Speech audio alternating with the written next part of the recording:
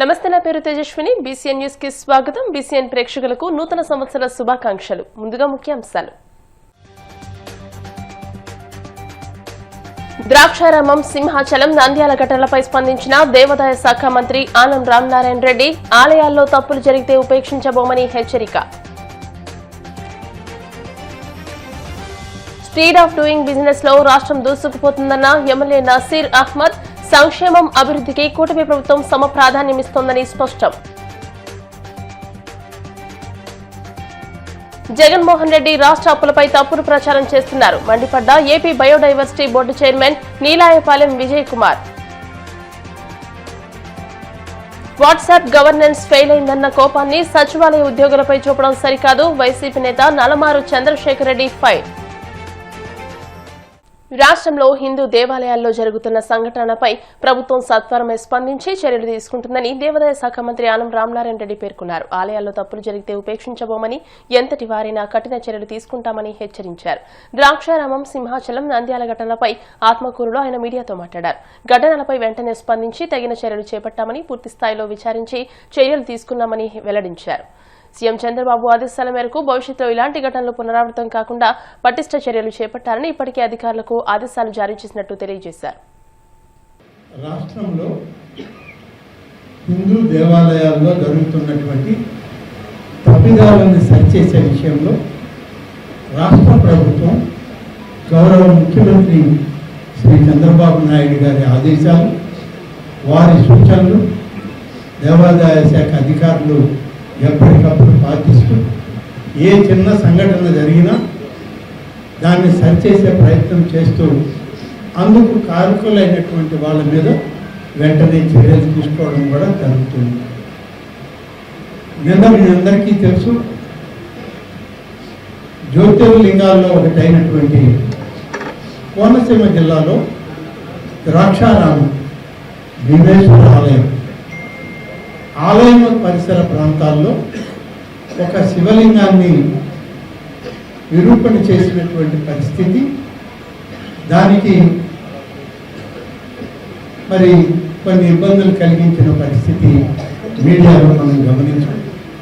దాని తర్వాత ఇది ఆర్కియలాజికల్ సర్వే ఆఫ్ ఇండియా అని కేంద్ర ప్రభుత్వంలో ఉన్న సంస్థల్లో ఒకటిది దీని పాలన చూస్తూ ఉంటుంది.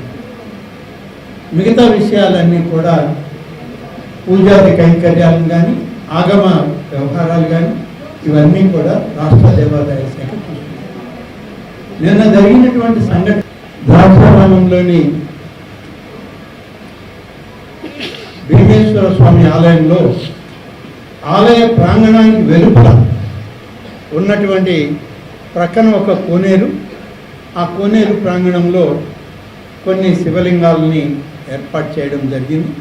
ఇది అనాదిగా ఉన్నటువంటి శివలింగాలని, అందులో ఒక శివలింగాన్ని బద్దలు కొట్టారని, అది ఆ విరూపణ చేయడంలో హిందువుల యొక్క సెంటిమెంట్స్ దెబ్బతిన్నాయి. కాబట్టి దీన్ని వెంటనే చర్యలు తీసుకోవాలి అని చెప్పి ఏఎస్ఐ వాళ్ళకు కూడా సూచించాం. స్పీడ్ ఆఫ్ డూయింగ్ బిజినెస్ లో రాష్ట్రం దూసుకుపోతోందని గుంటూరు తూర్పు ఎమ్మెల్యే నసీర్ అహ్మద్ పేర్కొన్నారు. సంక్షేమం, అభివృద్ధికి కూటమి ప్రభుత్వం సమ ప్రాధాన్యమిస్తోందని తెలియజేశారు. మంగళగిరిలోని టీడీపీ కేంద్ర కార్యాలయంలో ఆయన మీడియాతో మాట్లాడారు. విశాఖలో నిర్వహించిన సిఐఐ భాగస్వామ్య సదస్సులో రాష్ట్రంలో పెట్టుబడులు పెట్టేందుకు 690 కంపెనీలు ఒప్పందాలు చేసుకున్నాయని, తద్వారా 13 లక్షల కోట్ల పెట్టుబడులు రానున్నాయని వెల్లడించారు. విధ్వంసం నుండి విజన్ వైపు, అరాచకం నుండి అభివృద్ధి వైపు అడుగులేస్తూ ఈ 18 నెలల కాలంలో ప్రజా వ్యతిరేక విధానాలతో ప్రజల్ని ఇబ్బందులు పెట్టినటువంటి సైకో పరిపాలనను అంతమొందించి ఈ 18 నెలల కాలంలో కూటమి ప్రభుత్వం ఏర్పడిన తర్వాత ప్రజలకిచ్చినటువంటి ప్రతి ఒక్క వాగ్దానాన్ని నెరవేర్చుకుంటూ, ముఖ్యంగా ఆనాడు ఎన్నికల వాగ్దానాలుగా ఉన్నటువంటి సూపర్ 6 కార్యక్రమాలు పూర్తిగా సూపర్ హిట్ చేసి రాష్ట్ర ప్రజలకు కూటమి ప్రభుత్వం ఒక మంచి ప్రభుత్వం, చెప్పినటువంటి ప్రతి ఒక్క వాగ్దానాన్ని కూడా నెరవేర్చేటువంటి క్రమంలో ఈ ప్రభుత్వం ముందుకు సాగుతున్నటువంటి పరిస్థితులు ఉన్నాయి. కానీ రాష్ట్రంలో సంక్షేమం అంటూ ఆనాడు జగన్మోహన్ రెడ్డి గారు తన పరిపాలనలో పెట్టినటువంటి సంక్షోభం ఒక్కసారి గుర్తు తెచ్చుకోవాల్సినటువంటి అవసరం ఉంది. ఈరోజు మన ప్రభుత్వం ఏర్పడిన తర్వాత సంక్షేమం అనేది ప్రతి ఒక్కరికి కూడా అందాల్సినటువంటి విధంగా కార్యక్రమాలు తీసుకొని 70,000 కోట్ల రూపాయలు ఈరోజు రాష్ట్ర బడ్జెట్లో సంక్షేమానికి పెట్టినటువంటి పరిస్థితులు ఒక్కసారి రాష్ట్ర ప్రజలు ఆలోచించాలని చెప్పి ఈ సందర్భంగా కోరుతా ఉన్నా. కేవలం సంక్షేమంతోనే రాష్ట్రంలో అభివృద్ధి కుంటపడకూడదనేటువంటి ఆలోచనతో ఈరోజు రాష్ట్రంలో కేవలం ఈజీ ఆఫ్ డూయింగ్ బిజినెస్ పేరుతో రాష్ట్రంలో పెట్టుబడుల ప్రవాహాన్ని తీసుకొని వచ్చేటువంటి కార్యక్రమం మన ప్రభుత్వంలో జరుగుతూ ఉంది. మనందరికి కూడా తెలిసినటువంటి మాట, ఈరోజు మైక్రోసాఫ్ట్ కానీ, గూగుల్ కానీ, అలాగే కాగ్నిజెంట్ కానీ, అలాగే అనేక ఎన్టీపీసీ కానీ, ఇవన్నీ రిన్యూవ్ ఎనర్జీ కానీ, రిలయన్స్ కానీ, ఇటువంటి సంస్థలన్నీ కూడా కోట్ల రూపాయల పెట్టుబడులు పెట్టుతున్నటువంటి పరిస్థితులు. ఈరోజు దాదాపు ఇప్పటికే రాష్ట్రంలో అనేక సంస్థలు ముందుకొచ్చి పెట్టుబడుల ప్రవాహం ఏ విధంగా సాగుతుందో మనందరం కూడా ఒకసారి ఆలోచించాల్సినటువంటి అవసరం ఉంది. ముఖ్యంగా ఈ రాష్ట్రంలో స్పీడ్ ఆఫ్ డూయింగ్ బిజినెస్ అమలవుతున్న నేపథ్యంలో ప్రజలందరూ, ముఖ్యంగా ప్రపంచ దిగ్గజ సంస్థలు, ఇటువంటి పెద్ద ఆర్ఎస్ఆర్ మిట్టల్ కానీ ఇటువంటి సంస్థలను కూడా రాష్ట్రం వైపు చూస్తున్నటువంటి పరిస్థితులు ఉన్నాయి. ఎందుకంటే గతంలో మనందరం కూడా చూసాం, జగన్మోహన్ రెడ్డి గారి నాయకత్వంలో ఈ రాష్ట్రంలో డ్రాయర్లు తయారు చేసేటువంటి జాకీ కంపెనీ కూడా, ఎమరాన్ లాంటి సంస్థలు కూడా, మన రాష్ట్రంలో ఉన్నటువంటి సంస్థలు కూడా పక్కదారి పట్టేటువంటి పరిస్థితులు వచ్చినాయి. కానీ ఈరోజు easy of doing business Chandrababu Naidu గారు పెట్టినటువంటి విధానాలకి 25 కొత్త పాలసీ తీసుకొని వచ్చి రాష్ట్రంలో పెట్టుబడులు ఆకర్షించేటువంటి కార్యక్రమం, వారికి కావాల్సినటువంటి మౌలిక వసతులు కానీ, వాటికి కావాల్సినటువంటి ఎకోసిస్టమ్ని కానీ ఏ విధంగా రాష్ట్రంలో అందుబాటులోకి తీసుకొని వచ్చేటువంటి పరిస్థితులు ఉన్నాయో మనందరం కూడా చూస్తూ ఉన్నాం. ఈరోజు సిఐఏ సమిట్ ద్వారా దాదాపు 690 సంస్థల్ని అట్రాక్ట్ చేసి వాటి ద్వారా పెట్టేటువంటి అవకాశం, ఒక పక్కన 1,00,000 కోట్ల పెట్టుబడులను ఆకర్షించడమే కాకుండా ఈరోజు దాదాపు 1,00,000 మంది ఉద్యోగాలు కల్పించేటువంటి కార్యక్రమాన్ని కూడా ఈరోజు మనందరం కూడా చూస్తూ ఉన్నాం. రాష్ట్ర అప్పులపై వైసీపీ జగన్ కలిసి ప్రజలను గందరగోళానికి గురి చేసే విధంగా తప్పుడు ప్రచారం చేస్తున్నారని AP biodiversity board chairman Neelayapalem Vijay Kumar తీవ్రంగా విమర్శించారు. మంగళగిరిలోని టీడీపీ కేంద్ర కార్యాలయంలో ఆయన మీడియా సమావేశంలో మాట్లాడుతూ 1.19 లక్షల కోట్ల అప్పును 2.93 లక్షల కోట్లుగా చూపించడం పూర్తిగా అబద్దమని అన్నారు. కూటమి ప్రభుత్వం అధికారంలోకి వచ్చిన తర్వాత నవంబర్ 2025 వరకు చేసిన మొత్తం అప్పు 1,19,937 కోట్లు మాత్రమేనని ఆయన స్పష్టం చేశారు. అలాంటప్పుడు 2.93 లక్షల కోట్ల అంకే జగన్ ఎక్కడి నుండి తెచ్చారో ప్రజలకు సమాధానం చెప్పాలని డిమాండ్ చేశారు. ఈ రోజు పొద్దున్న సాక్షి వాళ్ళు నూతన సంవత్సరం అట్లాంటివి వాళ్ళకు ఉండవు కాబట్టి యాజ్ యూజువల్గా రాష్ట్ర ప్రభుత్వం మీద, తెలుగుదేశం పార్టీ మీద బురద జల్లే ప్రయత్నం.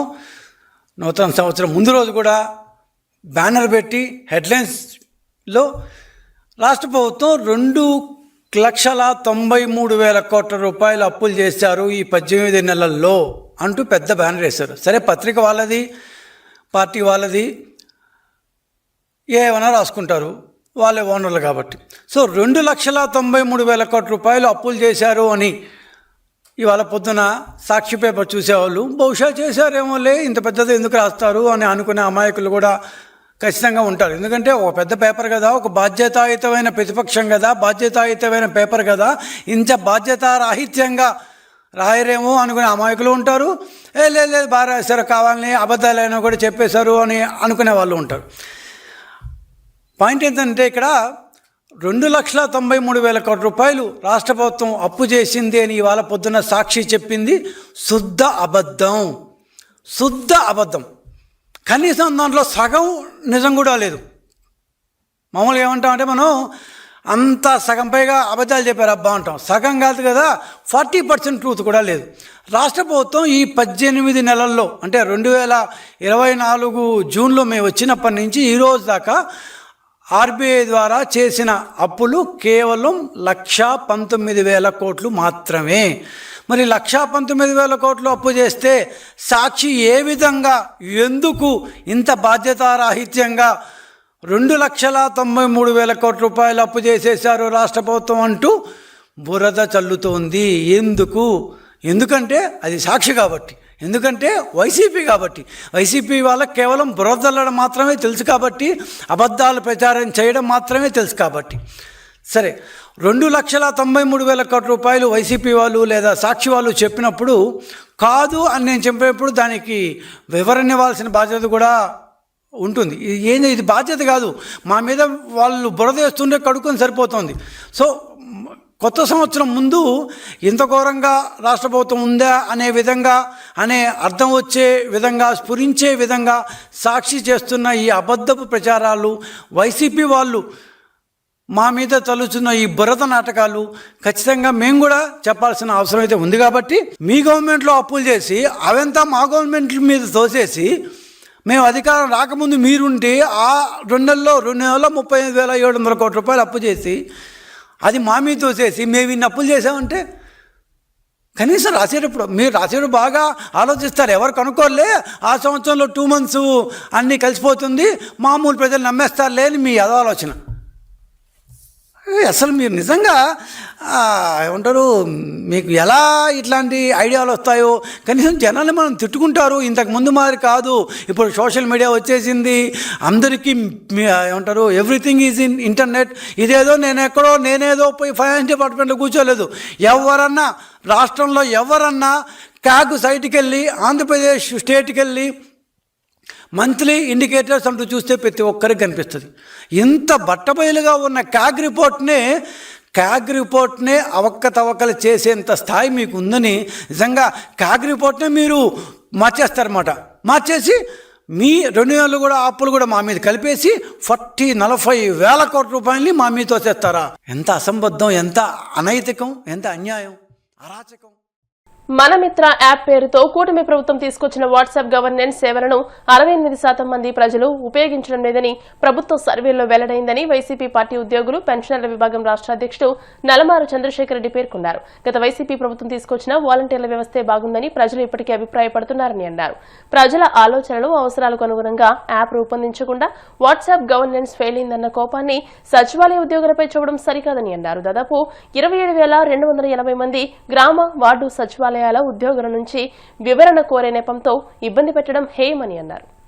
వినియోగించే విధంగా మనమిత్ర యాప్ అనే దాన్ని ఒకదాన్ని తీసుకురావడం ఈ సంవత్సరం అంటే 25 జనవరి మాసంలో తీసుకురావడము, ప్రజలంతా కూడా ఉపయోగించుకొని వాళ్ళకు కావాల్సినటువంటి సేవలు పొందాలంటే దాంట్లో కావాల్సినటువంటి డాక్యుమెంటరీస్ అన్ని కూడా అప్లోడ్ చేసుకోవాలనేటువంటి విషయం గ్రామ సచివాలయ వ్యవస్థల మీద రుద్దడం అనేది ఎంతవరకు భావ్యమో అని చెప్పేసి కూడా నేను ఈ సందర్భంగా తెలియజేస్తా ఉన్నా.